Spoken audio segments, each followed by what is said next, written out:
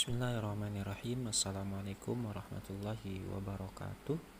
Anak-anak saleh dan saleha, pada kesempatan kali ini kita akan belajar tentang pengertian kitab-kitab Allah Subhanahu wa Ta'ala. Kitab berasal dari kata kataba yang artinya menulis. Kitab artinya tulisan atau apa yang ditulis. Kitab Allah Subhanahu wa Ta'ala adalah kitab suci yang diturunkan oleh Allah Subhanahu wa Ta'ala kepada para nabi dan rasul, yang terdiri dari 4 kitab, di mana Taurat diturunkan kepada Nabi Musa alaihissalam. Itu tercantum pada surah Al-Maidah ayat 44, dan juga Zabur yang diturunkan kepada Nabi Daud alaihissalam. Kemudian Injil yang diturunkan kepada Nabi Isa alaihissalam, dan kemudian Al-Quran diturunkan kepada Nabi kita, Nabi besar Muhammad sallallahu alaihi wasallam. Nah, selain Zabur, Taurat, Injil, dan Al-Quran, Allah Subhanahu wa Ta'ala juga memberikan suhuf kepada Nabi Ibrahim alaihissalam, Nabi Musa alaihissalam. Adapun suhuf itu berarti lembaran-lembaran yang berisi wahyu-wahyu Allah Subhanahu wa Ta'ala. Anak-anak soleh dan soleha, secara garis besar isi kitab-kitab Allah meliputi beberapa hal sebagaimana yang tercantum pada video atau pada buku paket yang ada pada halaman 35.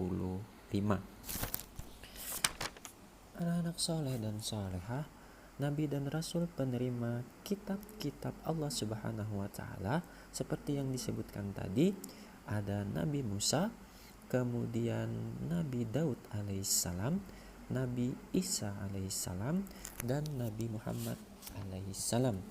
Nabi Musa alaihissalam mendapatkan wahyu dari Allah Subhanahu wa Ta'ala untuk menyampaikan kitab Taurat kepada Bani Israel.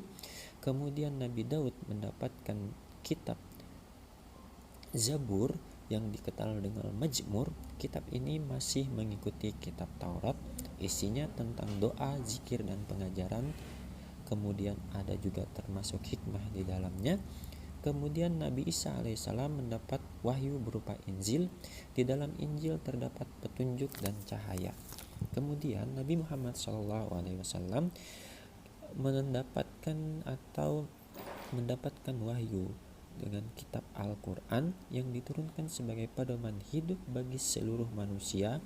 Al-Quran menjadi kitab suci terakhir yang diturunkan Allah Subhanahu wa Ta'ala.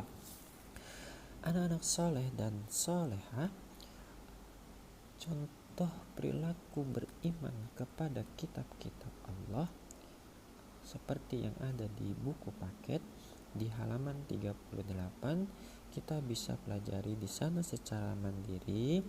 Yang pertama, meyakini kebenaran kitab Allah Subhanahu wa Ta'ala sebagai kebenaran yang benar adanya.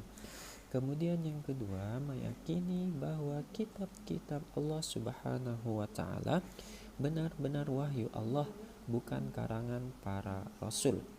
Kemudian yang ketiga, membaca Al-Quran sebagai suatu ibadah kepada Allah Subhanahu wa Ta'ala.